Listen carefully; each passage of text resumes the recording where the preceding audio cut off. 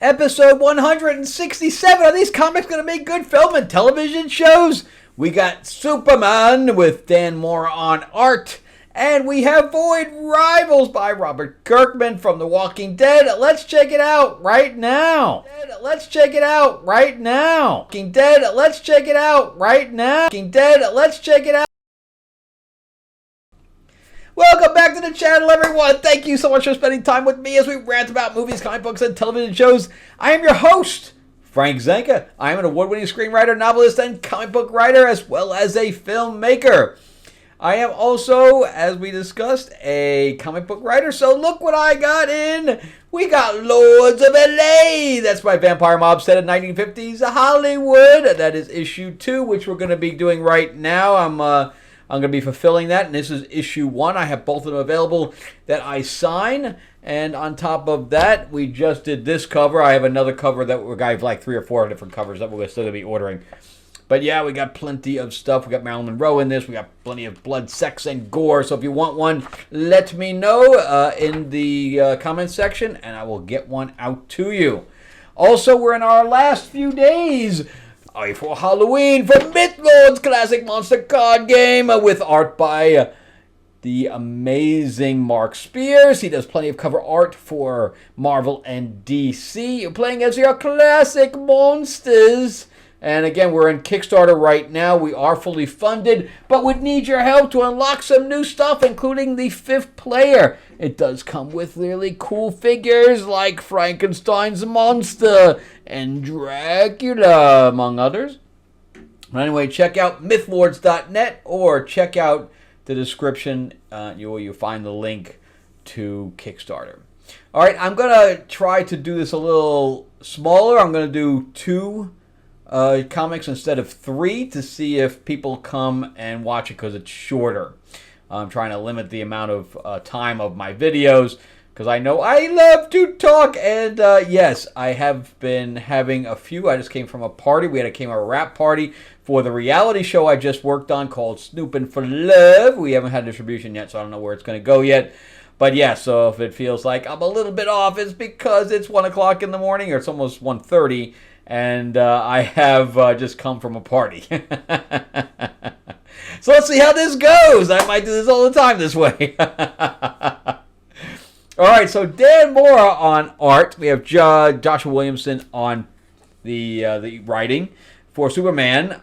This is a new run after we just had this stupid absolute power thing, of which I refuse to collect any of it, where all the superheroes got their powers taken by Amazo robots that make absolutely 0 sense whatsoever. It was written by Mark Waid, or designed by Mark Waid, with individual comics written by their respective writers. But nobody could make this thing work. But anyway, we're going to start with the end, of course, because we always start with the end rather than the beginning, because that makes things go so much more smoothly. But anyway, we have this absolute destruction going on because we find the Time Trapper. Yes, how many deaths of Doomsday will we have with the Time Trapper? I don't know. But we have Superman here, and he's having a conversation with the Time Trapper, because that's what you do in the middle of fire. And then you go back in time to look up in the sky, because this is Lois's office where she has like the original Superman catching her, etc. But now she is the editor because Perry White is becoming the mayor, or we hope. I think he's still going through his election or whatever. But she's trying to juggle everything, and I love the faces that Dan Mora does. The artwork for Dan Mora is amazing. I love the way they look at each other, and they're like, you just heard that? Yes, I just heard that. Let's go save some people. This looks like a job for super people. So super people go out, and I do not like the gloves on her at all. I think she just have gloveless. But I like the faces that we do, and of course she's having a really good time.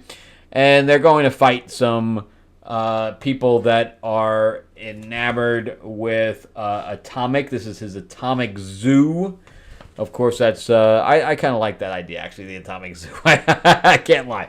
All right, so now we're jumping back and forth here with Mercy trying to contain everything, And meanwhile, you have Lex that has lost his memory, which is the stupidest thing ever. And his daughter is trying to remind him. And he's like, I don't think I want to be reminded of that, the fact that I'm evil.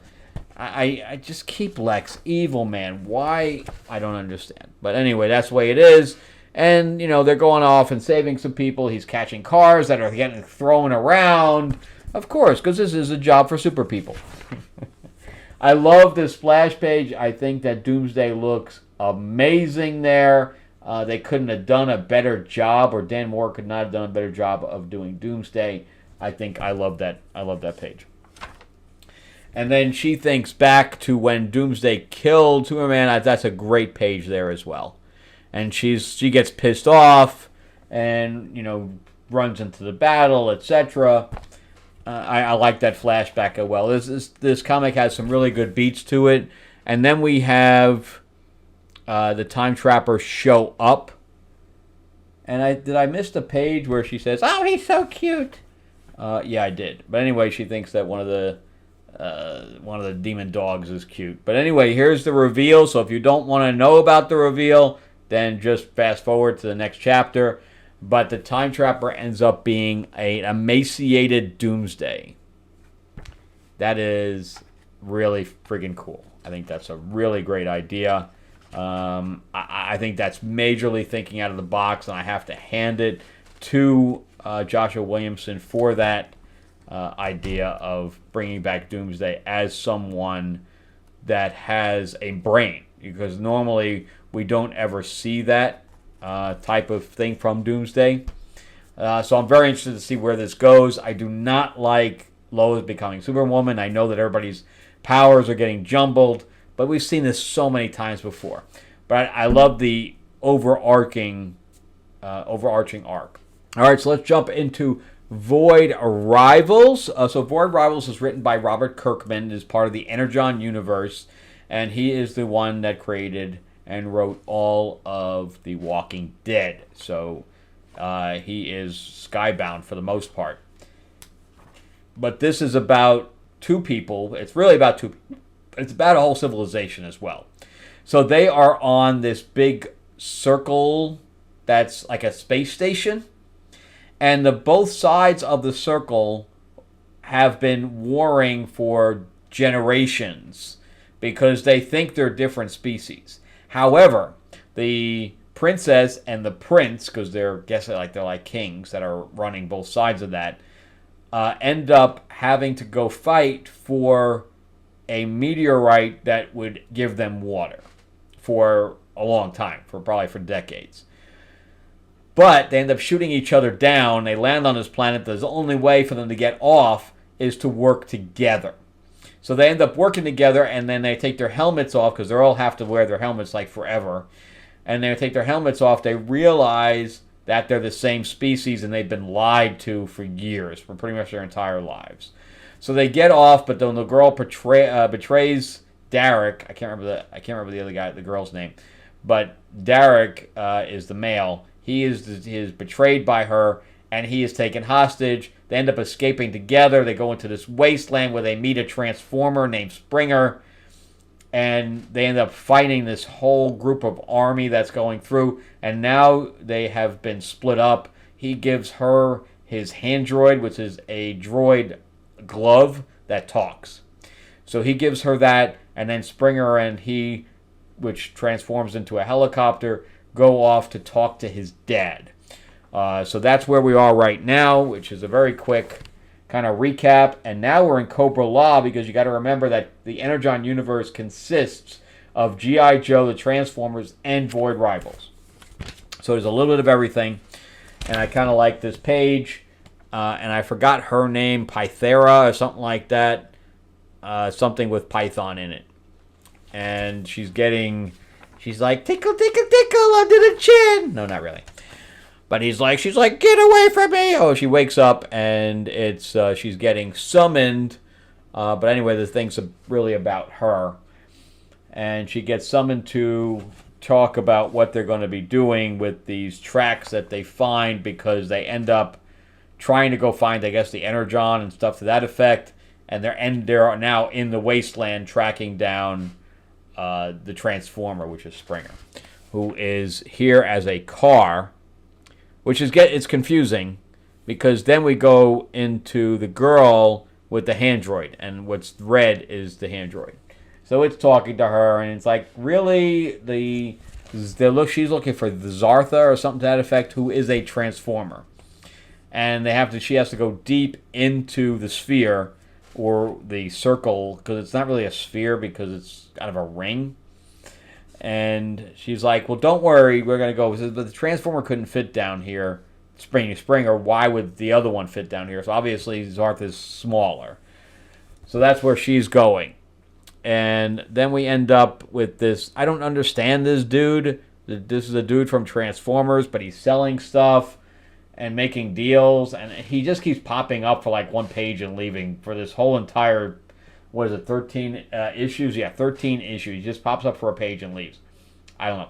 But anyway, there's Springer as the helicopter. And he's like, tries to talk to Andrea. He's like, oh, yeah, that's right. I lent it to her. But anyway, there's the city on his side of the universe, and he's going to go see Daddy. Hi, Daddy. How you doing? I know you tried to kill me. But this is her side. This is Zertonia. And this is the girl's father. And she's like, you came to me for information and for advice. And he's like, well, yeah, maybe, but I don't know what I'm going to be doing here. And then we switch back to the girl, and she falls into this area. And I don't think we see much of her after this, because now we have Derek fighting verbally with his father. So this is all about, what are you doing, Dad? And he's like, you don't understand. I am trying to protect the world, and you are trying to destroy it with telling this truth that we are the same species. And he's like, you gotta be freaking joking me. So I don't know how that's going to end there, but it's still continuing even past the time.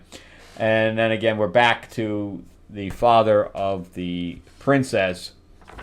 And she's like, I'm going to bitch slap your ass because you're just being stupid. And that's really where it ends. So this was all kind of a filler episode because nothing really gets resolved. It's all kind of little pieces that are happening right now. And do I think it would be a good film or television show? So let's do a recap. I think absolutely yes. I think there's too many pieces. They'd have to, boil it down to its real, essence. But the essence of it is very interesting with just these two people and this warring thing. We don't even need the Energon universe invading here by itself.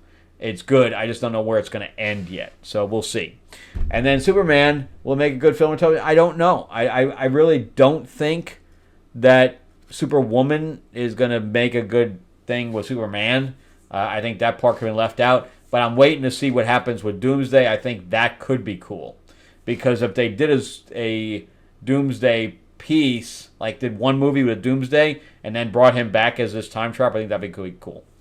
All right, well, that's it for me. Thank you guys so much for watching. Again, I'm trying to narrow this down just to 2 instead of 3 and see if we get more viewers that way, or maybe people will put off because it was 20 minutes. And also remember to give me that like, give me that thumbs up if you can. I'm trying to grow the channel out, so if you can subscribe, please do. Give me a like, give me a comment. Let me know what you guys think. If you guys are collecting anything at this point, or if you're just collecting independents, which I mostly do. Also, remember, we're down to our last few days of Mythlords. Go to mythlords.net and subscribe today to this. Put a donation in or pre-order the box because you do get to play as your favorite classic monster, and the artwork alone is fabulous. So you can play as Dracula, Frankenstein, the creature from the deep, or the Wolfman. And on top of that, there are all the characters that you purchase inside the box. So while you're playing the game, you're building your deck by purchasing it within cards that you have. And then on top of that, so it's very easy to learn. And everything you need is inside the box. You're not collecting packs and packs and packs. And you're fighting over different locations like the Mummy's Tomb, the Ghost Ship, Dracula's Castle, things to that effect. It's really, really cool. And we're also going to unlock a 5th player because we have a Dark Oz expansion. So you can play as Dorothy or the Wicked Witch. And we also have a Wicked Witch thing here. Pretty cool. All right, well, that's it for me. Thank you again so much. Check out some of my other videos as well. And have a great weekend. I will see you on the next episode. Thanks for watching, guys. All right, bye-bye. Weekend, I will see you on... Sorry, bye-bye. Next episode. Thanks for watching, guys. Weekend, I will see you on... Sorry.